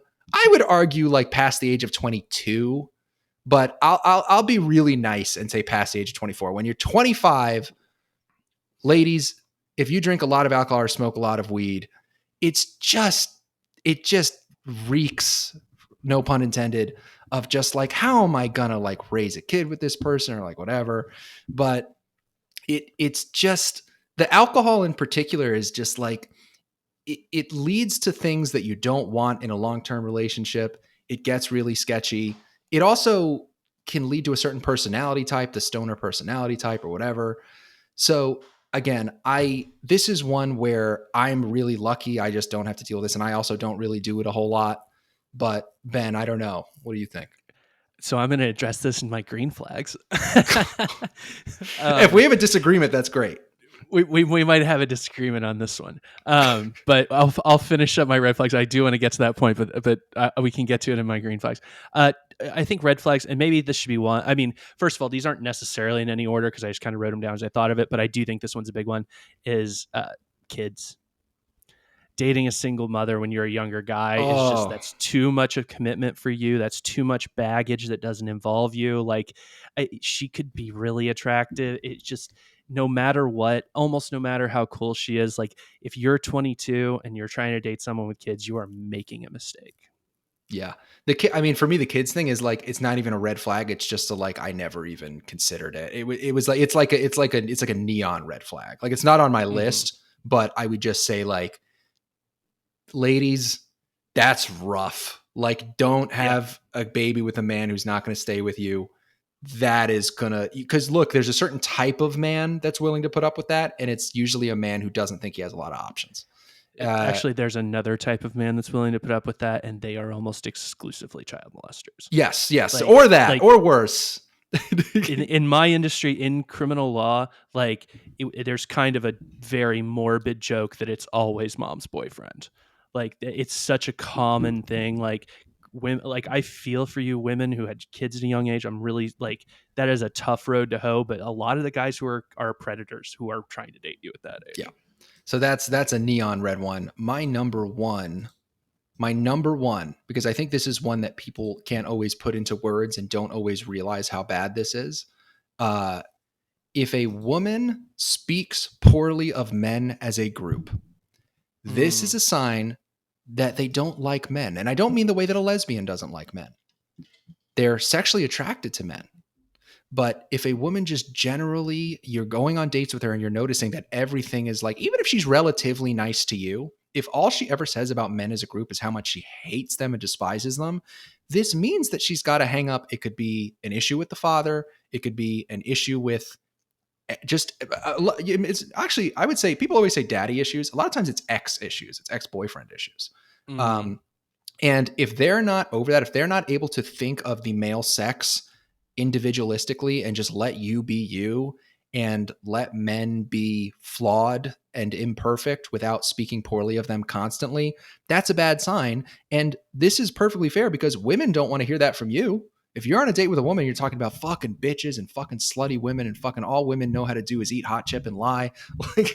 Like that's just as bad. So this is the one where I feel like this was the one that I noticed when I was dating, not my current girlfriend, but a lot of women back when I was actively dating would just speak. They would be relatively nice to me. They would have the wherewithal to be like, oh, but you're different. And it's like, no, I don't want to be different though. I want you to just not have these feelings towards my entire sex.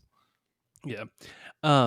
And I think that's also a function of, like we talked about a little bit earlier in the show about the BuzzFeed feminism is generally this just like generic disdain for men and their value is, I think, part of that ideology. And yours overlaps with mine. And honestly, I wouldn't be super surprised if you were not able to predict my number one. Politics ruins everything. And if this is her thing and that overtly political stuff, nope, not into it. Like it just is not. If that's her guiding value, if that's her biggest thing, like nope, not interested. Like just don't want to have that conversation because then everything's going to be about that, right? And your whole dynamic, especially if you're like a guy who's willing to bend a little bit, when you're not willing to bend anymore is when it's all over. Yeah. And so I just get any too political. And listen, I'm a fairly political person as much as I hate it. I think you are too, but I've never let it ruin a relationship, whether that be with a friend, a girl, anything like that.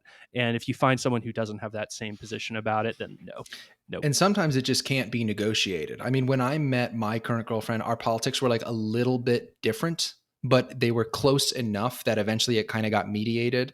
And, women are generally, I've said this on the show before, if they're really attracted to a man and their politics are relatively close together, or I would say not so much if their politics are relatively close together, if they're apolitical women, if they're women who just aren't particularly political to begin with, they'll be pretty deferential to you when it comes to politics.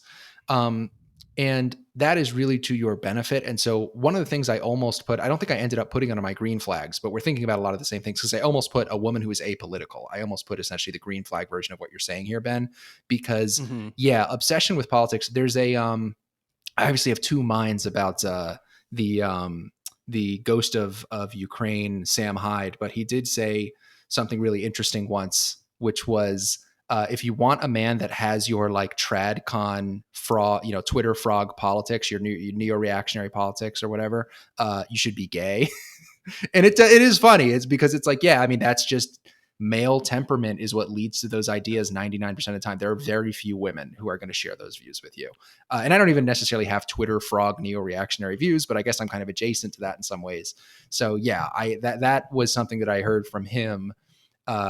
Some of his other views notwithstanding, that I was like, that's a good one. That's kind of a nugget of truth from Sam Hyde. Green flags, going into the more positive, and I think we're going to come to our only disagreement from the two lists here, so I'm kind of curious about that. I'm excited about this. So green flags, I'll start with my number 5, and then we'll go to yours. It's number 5 for a reason, because it's the one I have the hardest time articulating, but it does matter a lot to me. Has a hobby other than shopping, drinking, or watching TV. So this could be any number of things. It can be fitness, video games, reading, art, cooking, so many things that a woman could be interested in. To me, if it's shopping, drinking, watching TV, there's something really lackadaisical and boring. And I don't need an adventurous woman who's like, wanderlust, take me on an adventure. If anything, that's bad for me. I can't do that. I can't constantly be moving around and adventuring. But there's just something where I guess it makes me question a woman's ability to be passionate about anything if she just kind of watches TV, occasionally gets drinks with her friends, and shops.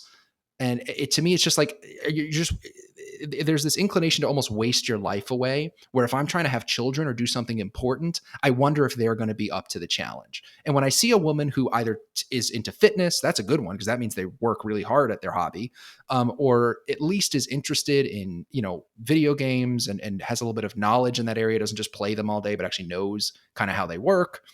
Comic books, film, it could be almost anything. Cooking is a great hobby. That's great.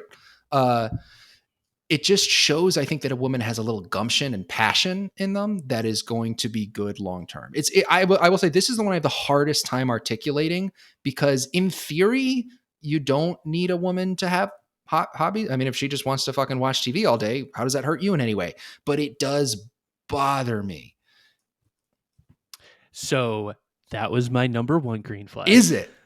Is somebody who has hobby and interest. So you'll be able to articulate it better than me. Yeah, it is. And I even tell this to new attorneys growing up, like, you need hobbies. You need something to get your mind off. You need to be passionate about something else, something you can pour energy into that isn't your work, because not everybody can find meaning in work. And I'm not even sure that's a healthy thing to do. But you need to be able to pour yourself into something that truly interests you and that gives you pleasure beyond working and whatever it is you do in your home life, just surviving. I think it's important for development. I think it's important to be a well-rounded human being. It's important. And I'll even say this for guys. It's important to be an interesting person. Yeah. Like, it's more important for guys, though, is the thing that almost kept it off my list, is that women can kind of get away with being a little boring, but it still matters.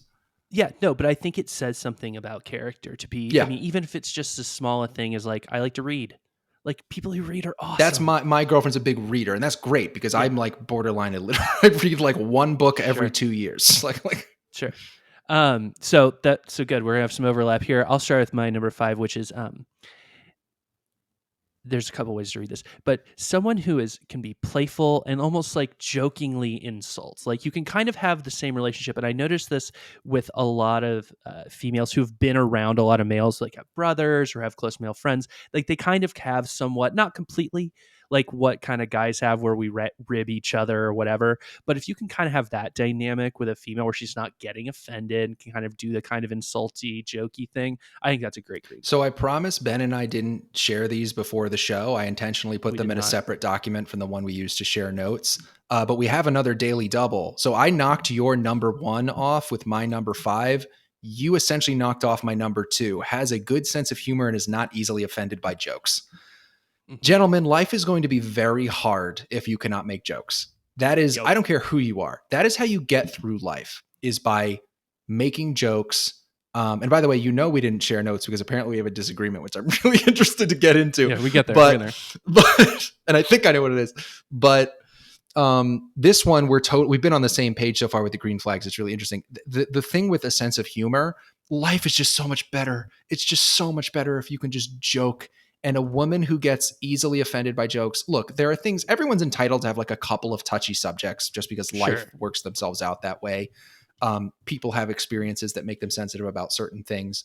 And if you communicate about those things with your partner and you give them a little bit of grace, that's one thing. but someone who is constantly, and the politics ties into this too, being offended by jokes, you're not going to make it. You're not going to make it through decades with that person. You're not. I don't even care if you don't have to be a comedian. You don't have to be a guy who likes to tell jokes. I guarantee you, if you're a functioning human person with an ounce of soul left in their body after, the weight of the world gets on your shoulders as an adult, you know that humor is just a part of getting through life, especially hard times. And if you tell a joke that's a little bit off color, and every time that you do that, you're getting scolded, you're not going to make it. You're just not going to make it very far. So that is one where we absolutely, I think, had overlap. So I got rid of your one, you got rid of my two. What had you just done? You had just done 5 or 4? Yeah, I just done 5. You had just done 4 Yeah, so let me. or 5. My 4 is just willingness to new experiences, and I agree with you. Like having to be constantly going everywhere, doing everything is not great. But guys typically have different types of hobbies and things they want to do than girls do. And one thing I really like about my fiance is I really like pinball, which is kind of a dude thing, right? Arcades, pinball. Like she's willing to go to the bar that has the pinball with me and she's willing to go experience. She may not be the biggest fan of all this stuff or doesn't get into, like, I play a lot of Destiny 2. She doesn't play Destiny 2, but she's willing to listen to me about it. She appreciates that that's something that I do. She's willing to be open to go to a concert of a band she's never seen. And I think having that kind of openness to do something with the other person, even though it may not initially interest you, I think is a really good thing. Yeah, this one's not on my green flag list, but I just, and I know obviously this is kind of two guys agreeing for a while, but hey, women do this all the fucking time. This is all women's podcasts. So this is all women sitting around in a circle ever do, is like, yes, queen. So if guys can do that for 30 minutes on today's show, and we do apparently have one disagreement, so we'll get into that in a minute, but I do agree on this one. It's not on my list, but it's just really great to have. Men and women often have different hobbies. Like you were saying, I love football. I'm a big fan of team that I won't name because it'll make it too easy to dox me, but I'm a big fan of unnamed football team. And my girlfriend watches football with me. We actually we did a negotiation. She watches 4 regular season football games with me each year and all playoff games if my team makes it to the playoffs, which works for me. 8 or 9 games out of the year, I call up my buds to make sure they can go to the pub with me or whatever and watch football. And there's X number of games per year where it's a divisional matchup or something, or it's a win and in towards the end of the season. I'm like, honey, I need to call you in. I'm taking you off the bench for this one. So stuff like that is just really appreciated. And she cheers for my team, and she listens to me talk about our 3rd string wide receiver getting injured or whatever, and nods her head approvingly and asks a couple of key questions so that it feels like we're having a real conversation. And that's just appreciated, I think, really for men. I think men really need that. Women need that with different things, I think, I guess women need that with certain things that men aren't interested in as much as well. Women need you to ask about their day at work or something they did around the house or a bird that they saw outside or whatever. It is an important thing for relationships, and I'm glad you put that on your list because I neglected to put it on mine. My number 4, and this tied into kind of what you were saying about drama, attention seeking, but it is more specific, I think. Number 4, green flag. Rarely uses social media, or if she does not post provocative pictures of herself often. This is a maturity thing and also a mental health thing. Your woman is going to be displaying a lot more maturity if she's not constantly posting pictures of her ass on Instagram. It shows that she's heading towards being an adult, a mother, especially if you're talking to someone who's in their late 20s to early 30s, and they're getting to that time in their life where they might settle down, which is the time in life that I'm definitely in, me and my girlfriend. If she doesn't use social media at all, which I feel like I'm one of the only people in the world, my girlfriend has Instagram and nothing else. And all she looks at on Instagram, I've seen it, is puppies and cats and funny videos. That's it. That's all. And I am so lucky because that's one where it's getting rare. I think that's a rare one. I think women love them some fucking social media, and they're all over TikTok. They have 6 different social medias. They have all of them. I'm only really active on YouTube and Twitter. I try to stay away from it for the most part as well. I don't do Instagram, Facebook, TikTok. This one to me is about maturity. It's about mental health. It's about them not getting indoctrinated into weird ideas and fandoms. It's just it's a big one for a lot of reasons. Mm-hmm. And my number 3 is very similar, is having a healthy relationship with technology. You see so many young couples, and I can tell they're on a date and they're just not talking to each other Yeah. because they're on their phones. Like that, it's one thing, if you're just chilling watching TV and you're scrolling Twitter, like that's one thing. But it's like people who can't tear themselves away from the devices and actually go and experience, going out on a date, going to dinner, enjoying that company, that's great. It's great to be able to tear yourself away from those things and to actually live in the world. Yes. So that was third. I'll go on the other one. So my number 2. Is this the only one you have left? The ordering here, yeah, the only one I have left. So, the ordering here is not necessarily in orders of importance. It's more how I thought of them, but that could be a proxy for that. Anyway, is tolerance or engagement in moderate substance use. I have found, just generally, those girls that I have met that maybe have tripped a couple times, or we'll smoke a J occasionally. Not saying I do, not saying my fiance does, making no criminal admissions on this podcast. But I found that the people who have either had or can tolerate people who do have those experiences are just generally more open-minded. They're easier to get along with. Like, I'm not talking about addicts here, obviously, but people who have had kind of maybe some mind expanding experiences, or at least appreciate that there's a value that comes from it. That's a very cool thing. Like, sorry, girls that do smoke moderately, again, or did, are just cooler. I think that's a green flag. I mean, I think we have slightly different views on this, but I don't necessarily think they're that different. Because I mean, you were talking about a certain openness to it. My concern is always with girls who have the party lifestyle. That's what I was thinking about when I put it on my list. I was really thinking about alcohol more than weed. Weed does bother me if it's a woman it's like 25 and up who's smoking a lot of weed. Also, that's what I put in I said a lot, because I said a lot. That's true. I said drinking a lot or smoking a lot. I drink alcohol and I actually smoke weed from time to time.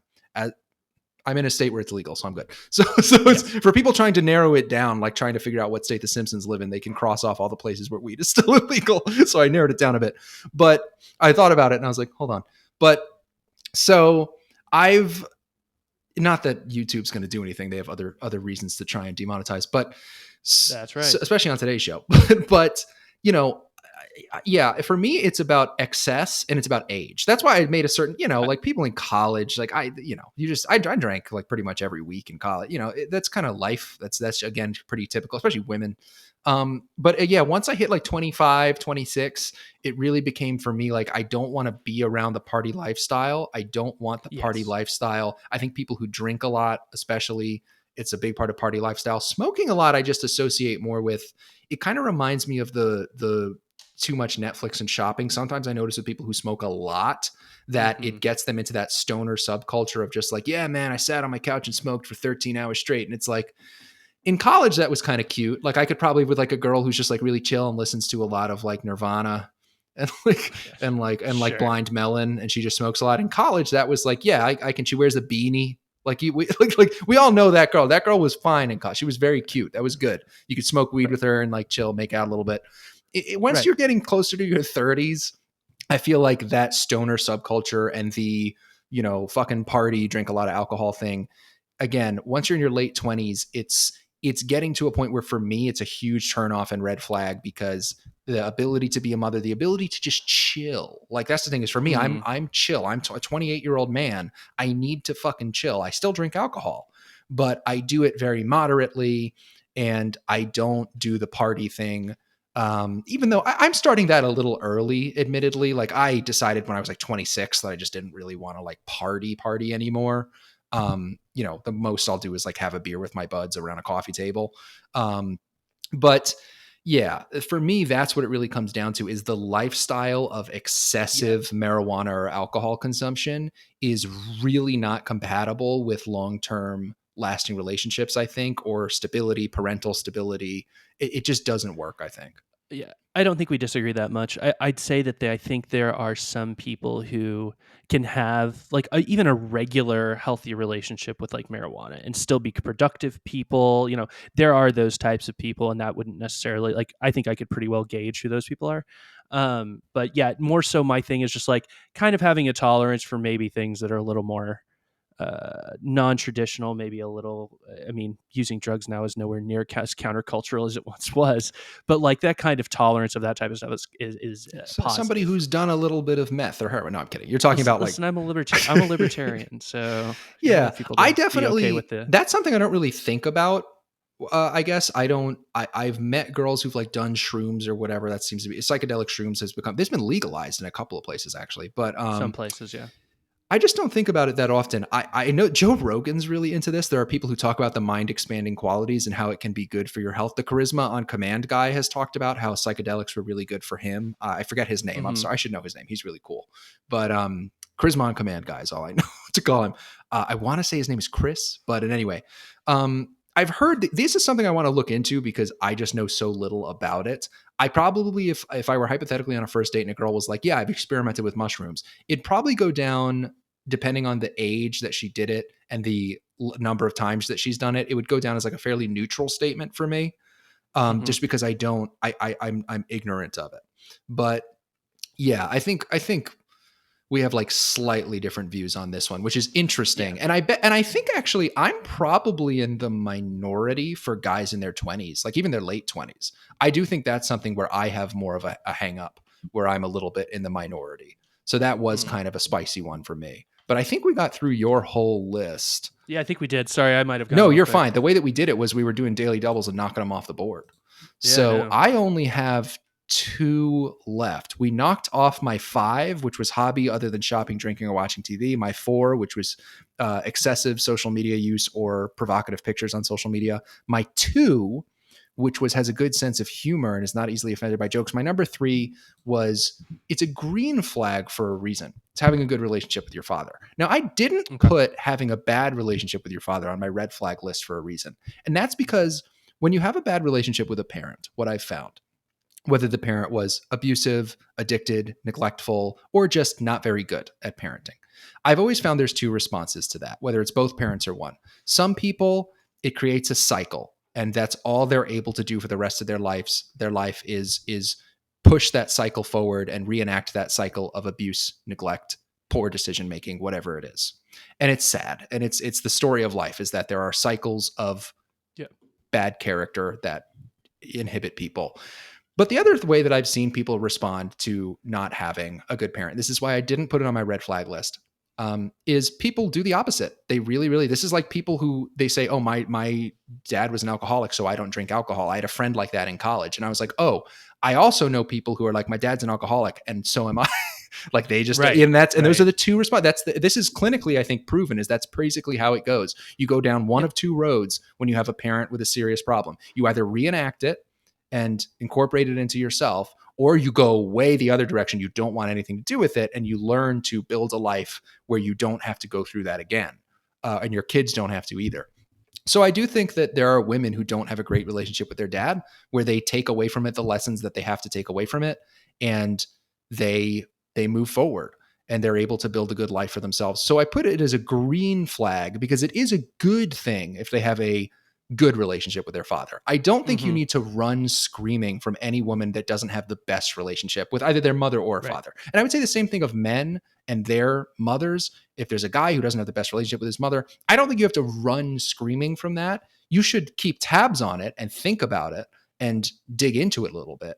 But obviously, for a person to have a good relationship with their parents, particularly there's a lot of focus on the opposite sex parent, for men and their mothers, women and their fathers. It is good to have a good relationship with that person. I put that as a green flag. Yeah. I think that usually says that like this person has a model of what a woman with a good father, there's a model of what good male behavior looks like. They probably don't have resentment towards men. Again, if they had a bad father, it doesn't mean they're resentful towards men, but it means they might be. If they have a good father, they're probably not resentful towards men. It's very hard to have a good opposite sex parent and then have resentment towards the opposite sex. That can happen, but it's pretty rare. So that was one where I was very careful about. It's tempting to put on my red flags, like bad relationship with daddy. I think that one is something where you could call it a red flag, but it's something that you can work around. Yeah. My number one was leaning into their femininity. This is, you see them on the first date and you can see they have medium to long hair. They like to wear dresses and skirts or whatever. They like cooking, caretaking. They like to show empathy. They like to take care of things weaker than themselves, whether it's a pet or whatever it is. Maybe, I mean, a child would be one thing, but that would mean that they have a child. So that's a red flag. But right. you know, this is one where it sort of harkens to the political aspect of it, which is that I do think that feminism, sort of circling back, bringing it full circle, when you think about the kind of girls you see on the Whatever podcast or whatever, it's poisoned a lot of especially younger women. And if you see a woman that right off the bat, she's leaning into her femininity, she may still be a feminist. She may still have bad politics. She may still be obsessed with politics, but it hasn't completely rotted their brain. I used to make a joke that there's like 4 stages of feminism. There's like terminal stage 4 feminism, where it's like blue hair, piercings, and all I talk about is feminism. Every movie I watch, I think about through the prism of feminism.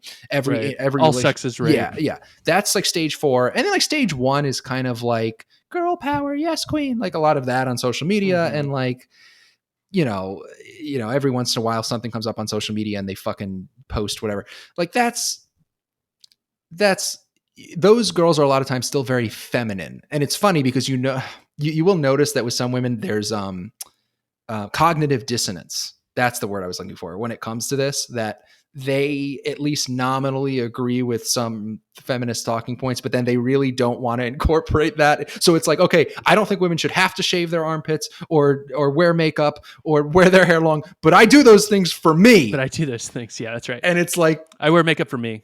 It's like you do those things for men. And it's pretty funny. And what it tells you if you meet a girl like that is, even if she has some politics that you don't agree with, you can work around that, or maybe you can come to a certain understanding because she is able to compartmentalize the politics somewhere other than like everywhere.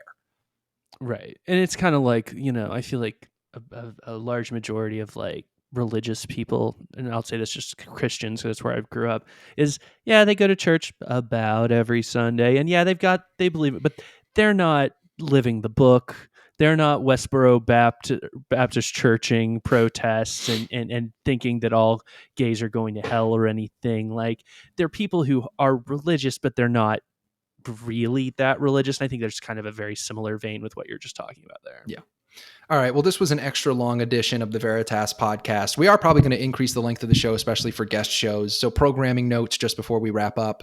We're back. I had a personal thing to attend to that's been dealt with, but we're back to a bi-weekly schedule. We may move to weekly at some point, and we're going to have some guests on the show soon. We're playing around a little bit with the kind of topics we talk about. Let us know what you thought today about this sort of dating and relationships topic. I really enjoyed this conversation. I would love to continue it. So if you enjoyed today's conversation, let us know in the comments. If you just want us to talk about politics and the culture war all the time, I guess you can talk about that too, although I'm less inclined. But let us know what you thought of today's show. We appreciate you being with us for this extra long edition of the Veritas podcast, and we will see you next time.